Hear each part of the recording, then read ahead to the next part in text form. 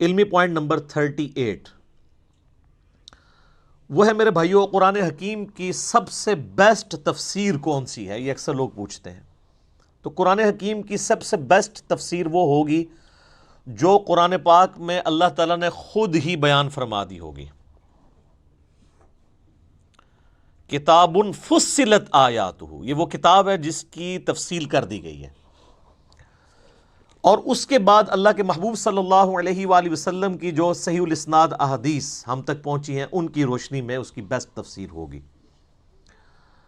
چونکہ آپ صلی اللہ علیہ وآلہ وسلم کو اللہ تعالیٰ نے ہمارا معلم بنا کر بھیجا ہے، تو اللہ تعالیٰ نے جہاں قرآن نازل فرمایا، اس قرآن میں جو ضروری چیزیں اس کے ساتھ جڑی ہوئی تھیں، نبی صلی اللہ علیہ وآلہ وسلم کے ذریعے امت تک پہنچا دی۔ لہٰذا اس پہ کوئی دوسری رائے نہیں ہے کہ دین اسلام کے بنیادی دو سورسز ہیں، کتاب اللہ اور سنت۔ اجماع امت جو ہے وہ کتاب و سنت میں ہی داخل ہے، کیونکہ اجماع کو حجت ماننا کتاب و سنت کو حجت ماننا ہے۔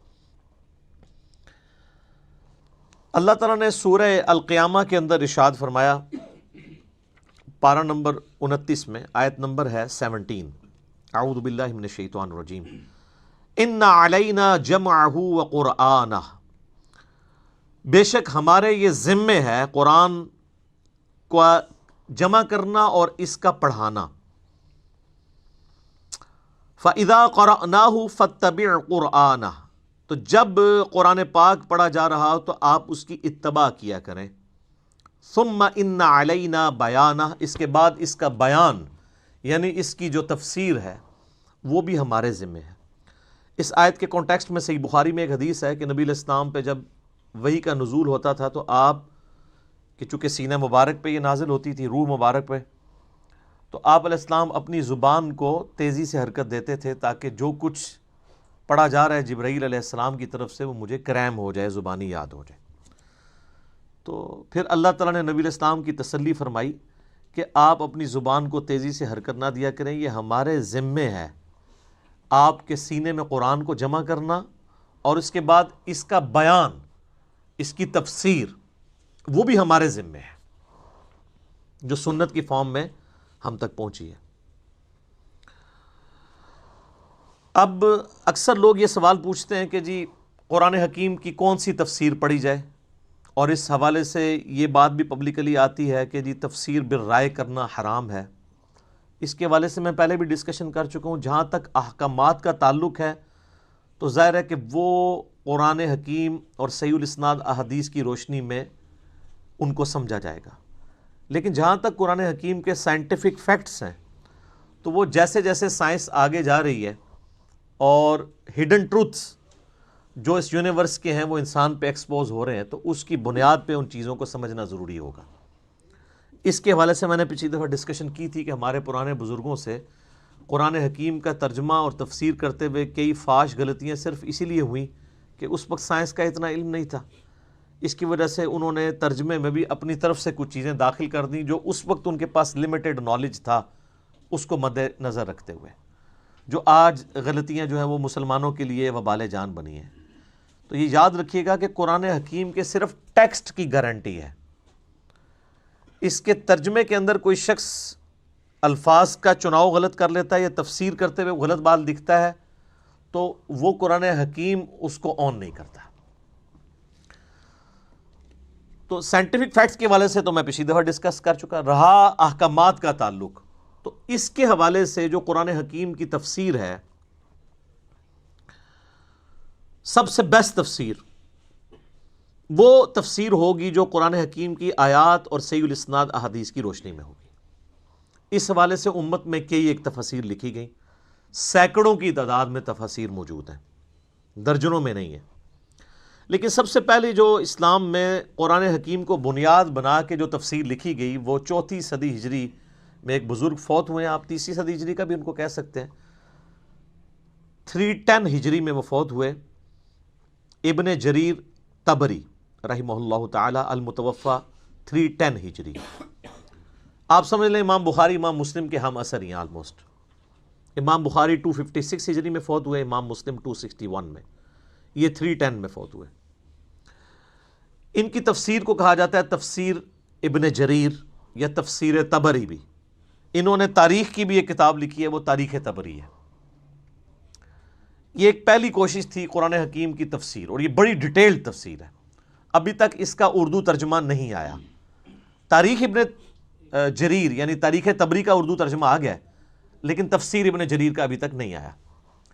البتہ اس کی اگر آپ نے تلخیص دیکھنی ہو تو 8ویں صدی ہجری میں ایک بہت بڑے محدث گزرے ہیں، حافظ عماد الدین ابن کثیر رحمہ اللہ تعالی، المتوفى 774 ہجری، 774 ہجری میں فوت ہوئے.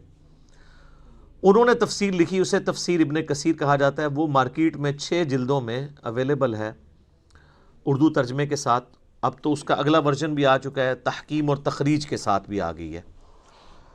قرآن حکیم کی سب سے بیسٹ تفسیر بالروایا، احادیث کی روشنی میں، روایات کی روشنی میں پوری دنیا میں جو مانی جاتی ہے وہ تفسیر ابن کثیر ہے. اگرچہ اس میں بھی کئی ایک دیو مالائی قصے کہانیاں بھی انہوں نے لکھ دی ہیں، ان کو اگر چھوڑ دیا جائے اور جو کچھ جعلی روایتیں بھی لکھ دیں ان کو بھی چھوڑ دیا جائے اور صرف صحیح الاسناد احادیث کو دیکھا جائے تو اس سے بیسٹ کوئی تفسیر نہیں ہے. اب مارکیٹ میں چونکہ یہ تخریج اور تحکیم کے ساتھ شیخ البانی رحمہ اللہ تعالیٰ اور شیخ زبیر علیزئی رحمہ اللہ تعالیٰ کی تحکیم کے ساتھ اویلیبل ہے، تو آپ کو صحیح اور ضعیف کا فرق پتہ چل جائے گا. مکتبہ اسلامیہ نے، جن کی یہ مشکات چھپی ہوئی ہے، 6 جلدوں میں انہوں نے شیخ زبیر صاحب کی تحکیم کے ساتھ تفسیر ابن کثیر چھاپی ہوئی ہے. PDF بھی آپ کو گوگل میں مل جائے گا. کمال کا کام ہے وہ. اس میں شیخ صاحب نے صحیح ضعیف کا فرق اور جو من گھڑت قصے کہانیاں تھیں ان کو، یعنی وہ لکھی تو ہوئی ہیں لیکن ان کے نیچے فٹ نوٹ پہ لکھ دیا کہ ان کی کوئی اصل نہیں ہے.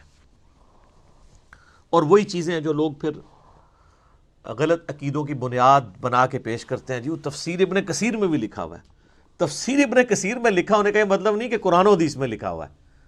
ایک عالم ہے، اس نے کوئی ایک واقعہ لکھ دیا، اس میں تو بڑے عشق مشوقی والے بھی واقعات لکھے ہوئے ہیں، ان کی کوئی اصل نہیں ہے. ہاں، حافظ ابن کثیر جو آیت لے کے آئے، جو حدیث لے کے آئے، اس کو آپ فالو کریں گے. باقی انہوں نے جو واقعات لکھ دیے کچھ، ان کی کوئی حقیقت نہیں ہے، نہ اس کو بنیاد بنا کے کوئی عقیدہ رکھا جا سکتا ہے. عقیدے کا سورس کتاب و سنت ہے. تفسیر ابن کثیر چونکہ ڈیٹیلڈ ہے، اس لیے یعنی لوگوں کے لیے پڑھنے میں بھی تردد ہوتا ہے. اسی کو مزید تلخیص کے ساتھ ایک جلد کے اندر اہل حدیث مکتبہ فکر کی جانب سے بڑا اچھا کام ہوا ہے. احسن البیان ایک قرآن کی تفسیر ہے، حافظ صلاح الدین یوسف صاحب کی. آلموسٹ ان کی 90 سال کے قریب عمر ہے. دارالاسلام والوں کا اکثر وہی کام کر رہے ہوتے ہیں. سعودی عرب سے بھی حاجیوں کو جو مفت تفسیر دی جاتی ہے وہ وہی ہے. پاکستان میں بھی آپ کو احسن البیان کے نام سے دارالاسلام والوں سے مل جائے گی. اس کا ایک بڑے یعنی سائز میں بھی ورژن آ چکا ہے. اس میں ریڈ اور بلیک کلر، 2 کلرز انہوں نے یوز کیے ہیں. ریفرنسز ریڈ کلر میں ہیں اور رائٹنگ بلیک کلر میں، فونٹ بھی موٹا ہے. اور سب سے بڑی خوبی یہ ہے کہ تفسیر جو ہے وہ نچلے والے ہاف پورشن میں ہوئی ہے. پہلے تو آپ کو پتہ تفسیریں سائیڈ حاشیے پہ چھپتی تھیں، تو وہ حاشیہ ڈھونڈتے ہوئے آدھا ادھر ہوتا تھا آدھا ادھر ہوتا تھا. تو انہوں نے آدھا حصہ جو ہے وہ عربی اور ترجمے کے لیے رکھا ہے اور نیچے والا ہاف حصہ جو ہے اس کی تفسیر کے لیے. حاجیوں کو یہ مفت دیا جاتا ہے. وہ حاجیوں والا جو ورژن ہے وہ چھوٹے سائز میں، اس کی ہینڈ رائٹنگ بھی چھوٹی ہے، بال پڑھی جا سکتی ہے. لیکن یہ جو ابھی اٹلی سے پرنٹ کروایا ہے دارالاسلام والوں نے، وہ بڑے سائز میں ہے اور اس کی قیمت بھی آلموسٹ 1200 روپے ہوگی اس وقت، لیکن بڑے اچھے کاغذ کے اوپر ہے. باقی تو دارالاسلام والے آلموسٹ ڈبل ٹرپل قیمت ہی کتابوں کی لگا رہے ہوتے ہیں. لیکن قرآن کے ساتھ شکر انہوں نے یہ ظلم نہیں کیا.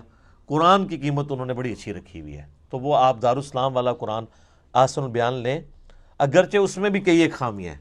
اور وہ خامیاں اس وجہ سے ہیں کہ صلاح الدین یوسف صاحب کا ایک اپنا خاص مزاج ہے، وہ انہوں نے اپنا مزاج بھی اس میں کچھ داخل کیا ہے. میں نے وقتاً فوقتاً اس کو ہائی لائٹ کیا، اس کو ضرورت نہیں ہے. بٹ اوورال اس وقت جتنی تفسیر اویلیبل ہیں ان میں ایک آپ کو مختصر تفسیر کے طور پہ وہ ایک اچھی تفسیر مل جائے گی ایک جلد کے اندر. لیکن ان تمام تفسیر میں آپ کو ایک کمزوری نظر آئے گی، اور وہ یہ ہے کہ یہ آج کے دور کے انسان کے ساتھ کئی معاملات میں مس فٹ ہے. ظاہر حافظ ابن کثیر نے جو تفسیر لکھی، اس کو لکھے ہوئے بھی آلموسٹ 650 سال ہو چکے ہیں. اب 650 سال میں دنیا چینج ہو چکی ہے، عقائد کے اختلافات نئے آ چکے ہیں. حافظ صاحب کے زمانے میں تو علم غیب، حاضر و ناظر، یہ والے ایشوز تو نہیں تھے. اب زیادہ تر ایشوز جو ہیں وہ ان عقیدوں کے حوالے سے ہیں. تو اس لیے یہ چیزیں آپ کو وہاں پہ خالی نظر آئیں گی. اس میں حافظ صاحب کا کوئی قصور نہیں ہے. ظاہر اس زمانے میں ایشو ہوتے تو وہ یقیناً اس کو ایڈریس کرتے. لیکن ایک چیز جو میں سمجھتا ہوں ان تفاسیر میں کمزوری ہیں وہ یہ ہے کہ قرآن حکیم جگہ جگہ تورات، زبور، انجیل کے حوالے پیش کرتا ہے. ایتونی بکتاب من قبل ھذا او اثارۃ من علم ان کنتم صادقین. لاؤ میرے پاس جو تمہارے پاس الہامی کتابیں موجود ہیں. اس طریقے سے سورہ آل عمران میں آتا ہے کہ تورات لے کے آؤ، اس میں پڑھ کے دیکھو کہ جو تم عقیدے اڈاپٹ کیے ہوئے ہو. اونٹ کے گوشت کے حوالے سے کانٹیکسٹ میں خصوصاً بات ہو رہی تھی سورہ نساء کے اندر، سورہ آل عمران کے اندر پارہ نمبر 4 کے سٹارٹ میں. اسی طریقے سے جگہ جگہ جو یہودیوں کے فاسد نظریات کا ذکر آتا ہے، ان کی کتابوں کی تحریف کا ذکر آتا ہے، اور کچھ چیزیں قرآن اپنے حق میں استعمال کرتا ہے ان کتابوں کی. تو ظاہر وہ کتابیں تو دنیا میں موجود ہیں، تورات اور انجیل دنیا میں موجود ہے. اگرچہ تحریف شدہ ہے، وہ تو قرآن کے نزول کے وقت بھی تحریف شدہ تھی، اس کے باوجود اللہ تعالیٰ ان کتابوں کی طرف ریفر کرتا تھا کہ اس میں یہ چیزیں موجود ہیں. آج بھی جو اسٹیبلش تورات، انجیل اور صحائف جو ہیں وہ بنی اسرائیل کے پیغمبروں کے، وہ انجیل مقدس کے نام سے Anarkali society, Bible society Anarkali Lahore والوں نے پرنٹ کی ہے. اس میں وہ ساری چیزیں موجود ہیں.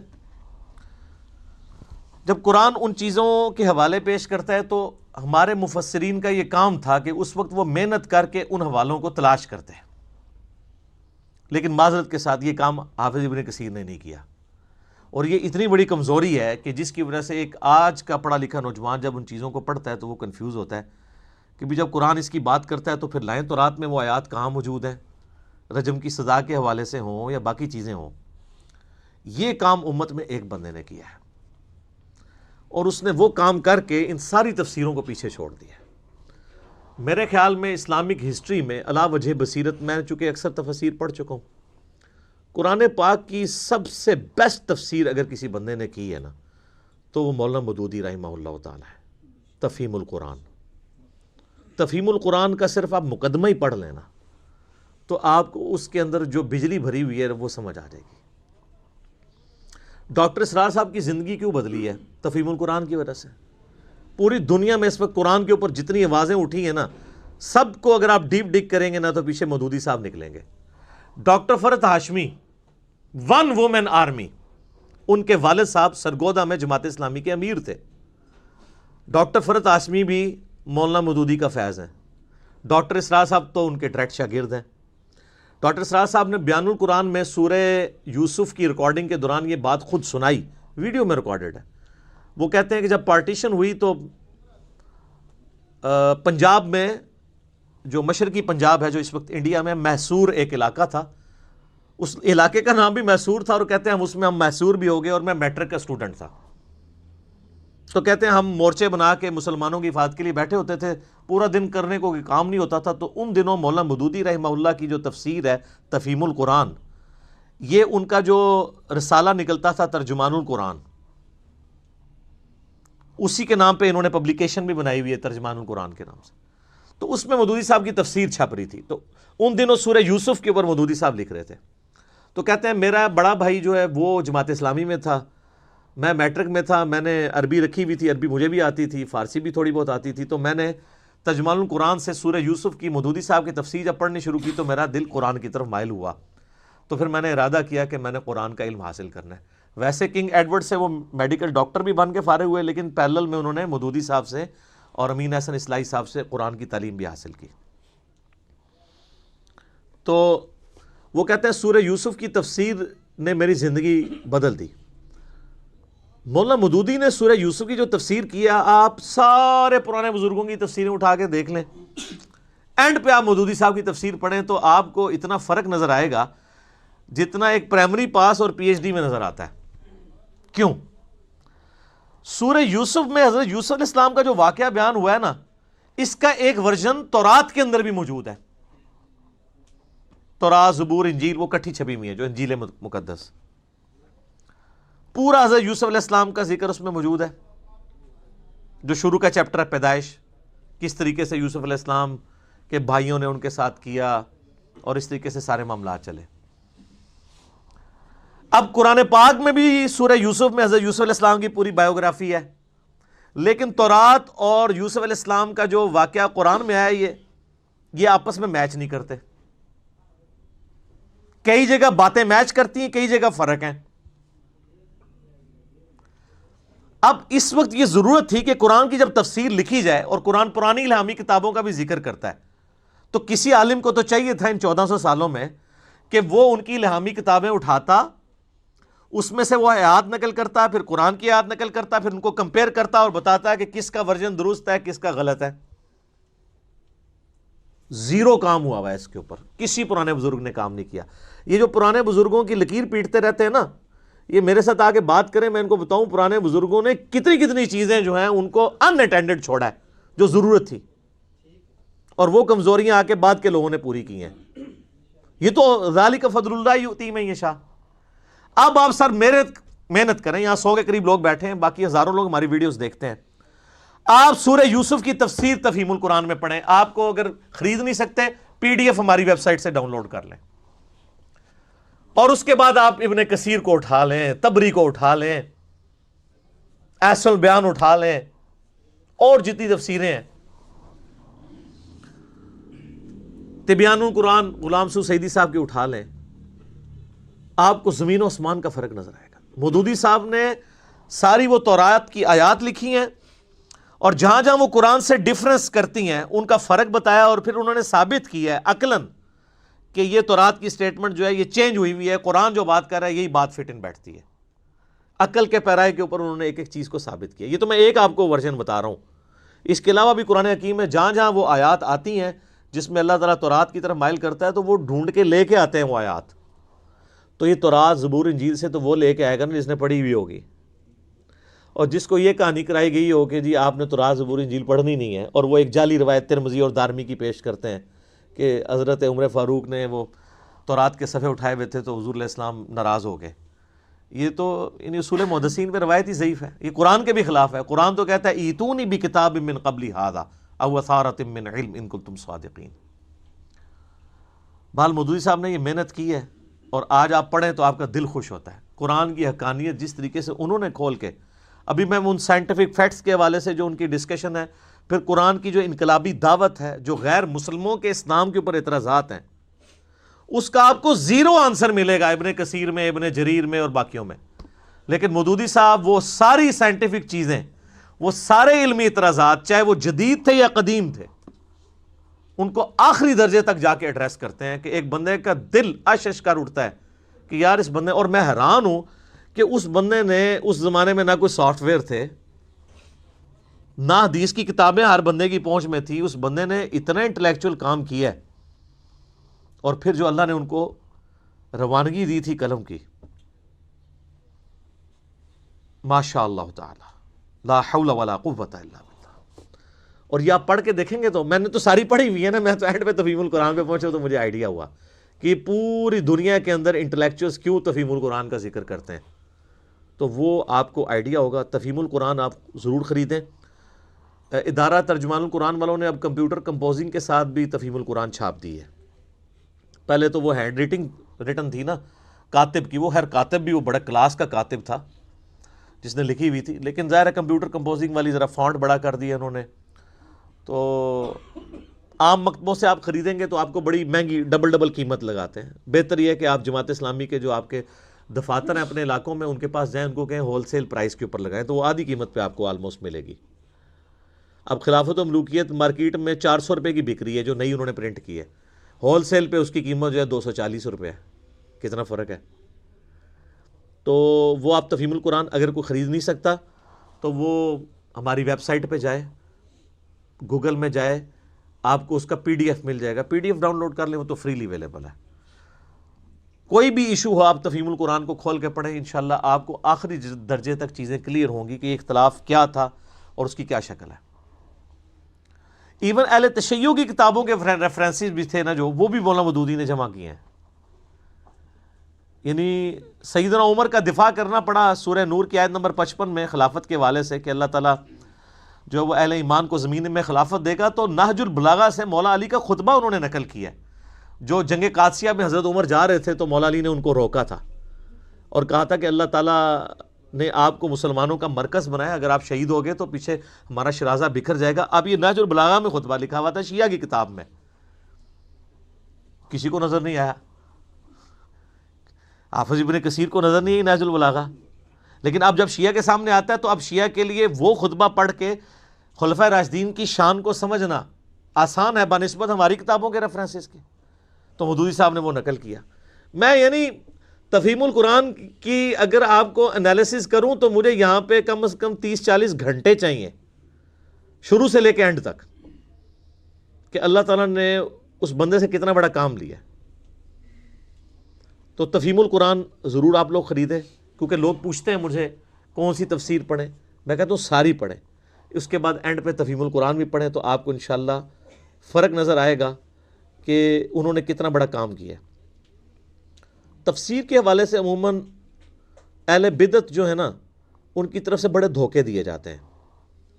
وہ کہتے ہیں نہیں قرآن پاک کی آیات کا شان نزول بھی دیکھنا بڑا ضروری ہے. وہ یہ سمجھ رہے ہوتے ہیں کہ شان نزول سے شاید رزلٹ کوئی اور نکل آئے گا. یعنی قرآن پاک کے پہلے صفحے پہ لکھا ہے نا ایاک نعبد و ایاک نستعین، وہ کہتے ہیں اس کا شان نزول ڈھونڈیں تاکہ ہم یا علی مدد یا غوث پاک مدد ثابت کر لیں. آپ اپنی عقل استعمال کریں کہ شان نزول کیا قرآن کی آیات کا ایسا ہو سکتا ہے جو قرآن کی سٹیٹمنٹ کے اپوزٹ جا رہا ہو؟ پاسبل ہی نہیں ہے. قرآن اگر کہہ رہا ہے کہ تیری ہی عبادت کرتے ہیں اور تجھی سے دعا مانگتے ہیں، تو احادیث یا اس کا شان نزول کبھی آپ کو یہ سپورٹ نہیں کرے گا کہ آپ بابوں کو پکارنا شروع کر دیں، قبروں سے مانگنا شروع کر دیں. سورہ نساء کی آیت نمبر 82 ہے کہ اگر قرآن اللہ کے سوا کسی اور ہستی کی طرف سے ہوتا تم اس میں اختلاف کثیر پاتے. اتنی موٹی کتاب میں عام آدمی لکھتا ہوا تو بھول ہی جائے گا پہلے صفحے پہ میں کیا لکھ کے آیا ہوں اور آگے جا کے کچھ اور لکھ دے. اگر قرآن کے پہلے صفحے پہ ایاک نعبد و ایاک نستعین لکھا ہے نا، تو قرآن میں کوئی آیت اس کے خلاف نہیں ہوگی. وہ آپ کو نظر آ رہی ہوگی جیسے وَاسْتَعِینُوا بِالصَّبْرِ وَالصَّلَاةِ، نماز اور صبر سے مدد چاہو. کہتے ہیں نہیں، اس سے تو ثابت ہو گیا کہ غیر اللہ سے مدد، تو اس کا مطلب ہے المدد یا نماز، المدد یا صبر. کہتے ہیں نہیں جی، وہ نماز پڑھیں تو اللہ کی مدد آتی ہے، تو پھر اللہ ہی ہے نا، کیونکہ آگے ان اللہ مع الصابرین. وَاسْتَعِینُوا بِالصَّبْرِ وَالصَّلَاةِ کا یہ مطلب کیسے ہو گیا کہ المدد یا نماز، المدد یا صبر؟ مدد تو اللہ ہی کی ہے اعمال کے ذریعے. عقیدہ بالکل ٹھیک ہے. وہ جی قرآن میں ہے وَتَعَاوَنُوا عَلَى الْبِرِّ وَالتَّقْوَى وَلَا تَعَاوَنُوا عَلَى الْإِثْمِ وَالْعُدْوَانِ، نیکی پرہیزگاری کے کاموں میں ایک دوسرے کی مدد کرو، برائی میں. اچھا جی، تو کیا اس سے یہ ثابت ہو گیا کہ آپ نے نیکی کا کام کرنا ہے، مجھے پانی پلانا ہے تو میں آپ سے پانی مانگتا ہوں؟ ٹھیک ہے، آپ مجھے پلا بھی دیں گے، لیکن اگر آپ اس سے یہ سمجھتے ہیں کہ میں بغداد میں کسی فوت شدہ بزرگ جو قبر میں چلے گئے ان سے پانی مانگوں، تو مانگ کے دیکھ لیں، اگر آتا ہے تو پی لیں. اللہ سے بھی مانگیں گے وہ بھی پانی نہیں آپ کو گلاس بھر کے دے گا، کیونکہ دنیا اسباب کے ساتھ جڑی ہوئی ہے. جو چیزیں اسباب کے تحت آتی ہیں وہ ان چیزوں سے الگ ہے. خیر یہ الگ سے ٹاپک ہے. میرا مسئلہ نمبر 3 ہے دعا صرف اللہ ہی سے.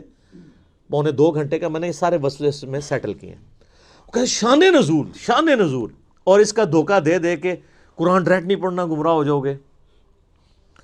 یہ بات یاد رکھیں، قرآن حکیم اپنے عقائد اور نظریات میں کسی شان نزول کا، کسی حدیث کا بھی محتاج نہیں ہے.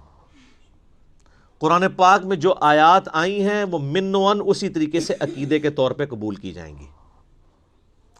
احادیث سے مزید سمجھنے میں ضرور آسانی ہوگی، لیکن یہ نہیں ہوگا کہ احادیث کے بغیر وہ چیزیں سمجھنا ناممکن ہو جائیں گی. ہاں جہاں پہ ڈفرنس آئے گا وہاں ہم احادیث کی طرف جاتے ہیں صرف اس لیے کہ سمجھنے میں فرق ہے.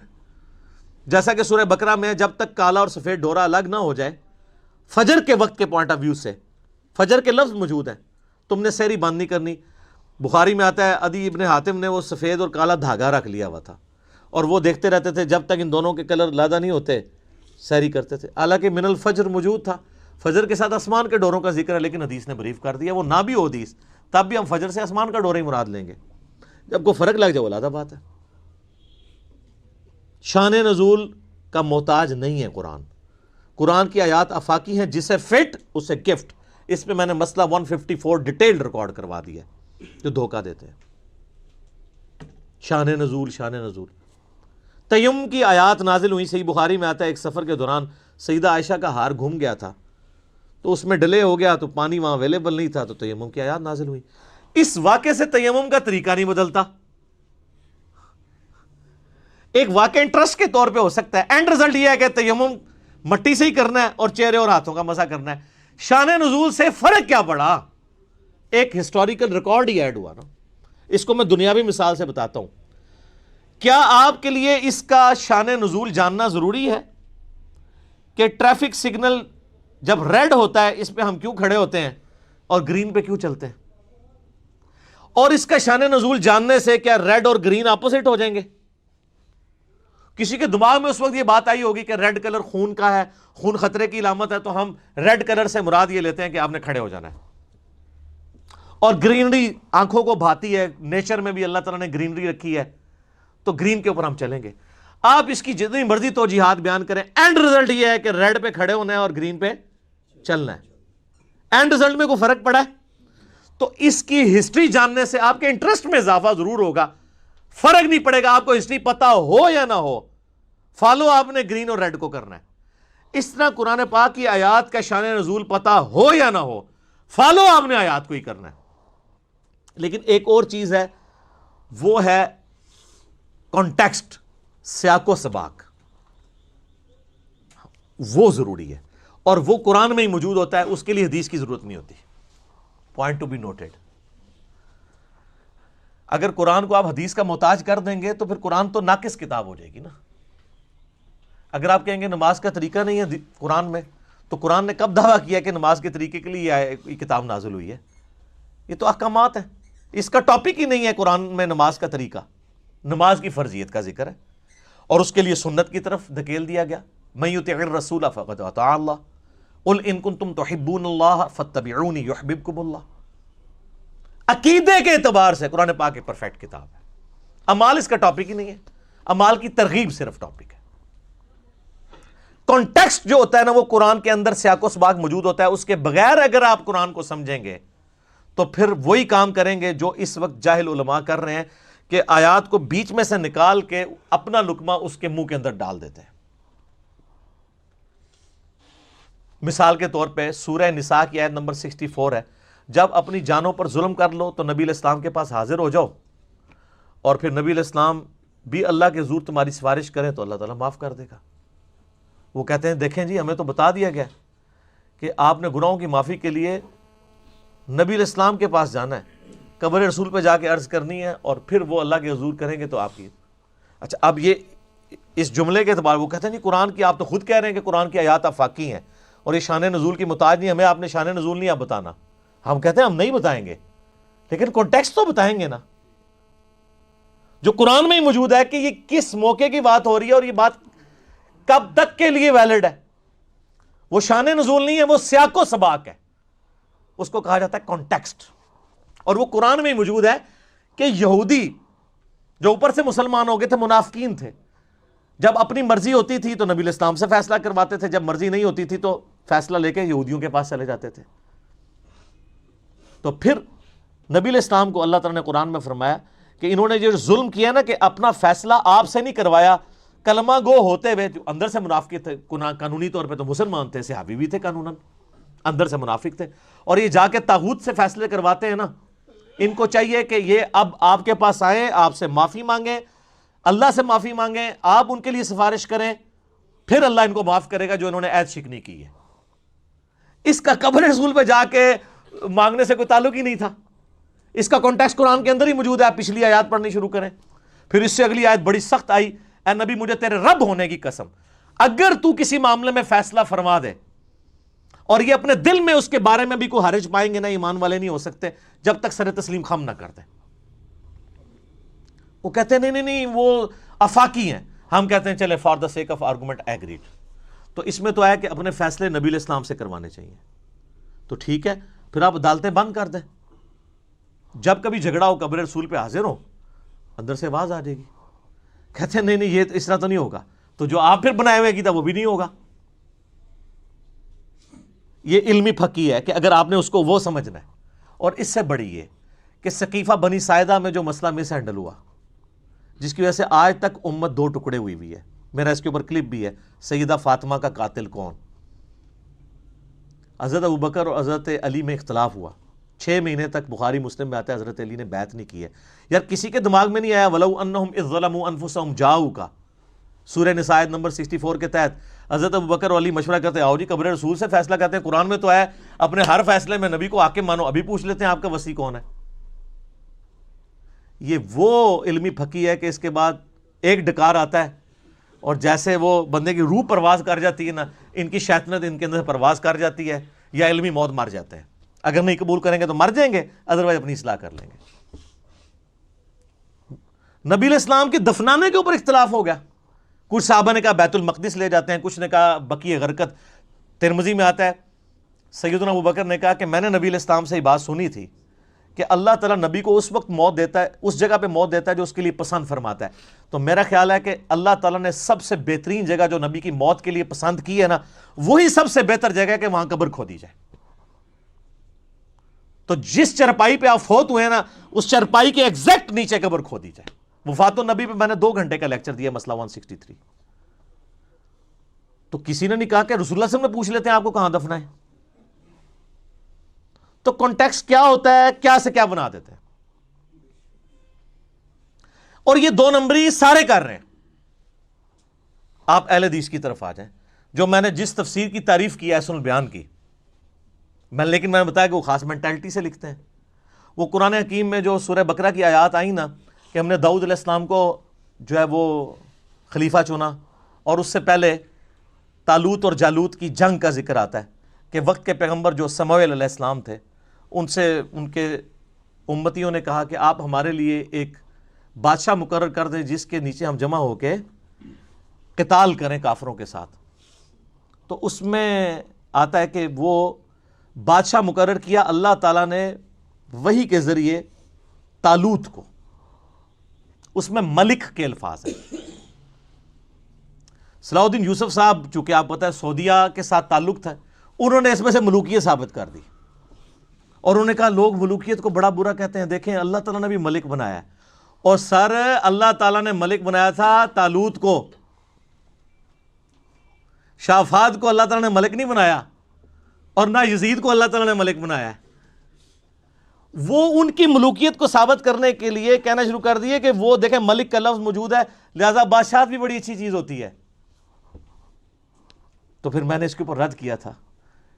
6830 نمبر حدیث ہے سیدنا عمر کی صحیح بخاری میں کہ جو تلوار کے زور کے اوپر خلیفہ چنا جائے اس کی خلافت اسٹیبلش ہی نہیں ہوگی. کس طریقے سے دھونس اور زبردستی کے ساتھ یزید اس امت پہ مسلط ہوا، اس کی خلافت تو اسٹیبلش ہی نہیں ہوئی. وہ خلافت تو ہے ہی نہیں، ملوکیت ہے. تو صلاح الدین یوسف صاحب نے ملوکیت کا ثبوت قرآن سے دے دیا، جس طریقے سے صوفیاء نے غیر اللہ سے استمداد کا ثبوت سورہ نساء سے دے دیا. لیکن ہم یہ 2 نمبری نہیں کرتے. کیوں؟ کیونکہ نہ میں وابی نہ میں بابی، میں ہوں مسلم علمی کتابی. بات علمی کتابی ہوگی. او جی تراویاں کنیاں ہوندیاں نے؟ وی تراوی، وی آ گیا تو تراوی وی ہوگی. تراوی دیکھو نا جی، تراوی. علم کی دنیا میرے بھائی، علم کی دنیا میں جذبات کی کوئی حیثیت نہیں ہوتی. جو جدھر ڈنڈی مارے گا نا وہ پکڑا جائے گا اس نے کہاں ڈنڈی ماری ہے. عجیب و غریب قسم کے رزلٹ نکالنے شروع کر دیتے ہیں. جو میں نے بتایا وَاسْتَعِینُوا بِالصَّبْرِ وَالصَّلَاةِ سے المدد یا نماز نکال لیا. یہاں پہ جن دنوں میں ہم ڈسکشن کیا کرتے تھے آج سے 10-12 سال پہلے، ایک شیعہ ذاکر آ گئے اور استمداد پہ بات شروع ہوئی. وہ کہہ رہے کہ اللہ سے بھی مانگ سکتے ہیں. میں نے کہا یار کہاں مانگ سکتے ہیں، ایک آیت بتاؤ وَاسْتَعِینُوا بِالصَّبْرِ وَالصَّلَاةِ. میں نے کہا اس کا مطلب المدد یا نماز، المدد یا صبر. کہتے نہیں. تو میں نے کہا پھر؟